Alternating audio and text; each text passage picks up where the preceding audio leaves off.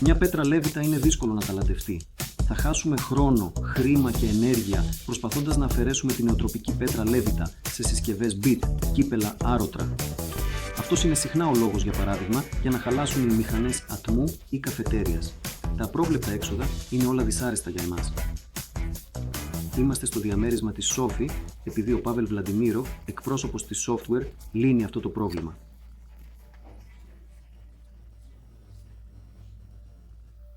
Η πέτρα λέβητα μπορεί να έχει αρνητικό αντίκτυπο στην υγεία σας. Συνήθως, το στερεό νερό ανακοινεί το δέρμα. Οι άνθρωποι που έχουν κάποιες δερματικές παθήσεις μπορούν να επιδεινώσουν την κατάστασή τους, επειδή ο κλέφτης καλύπτει υφάσματα και ρούχα, αλλά και στο δέρμα.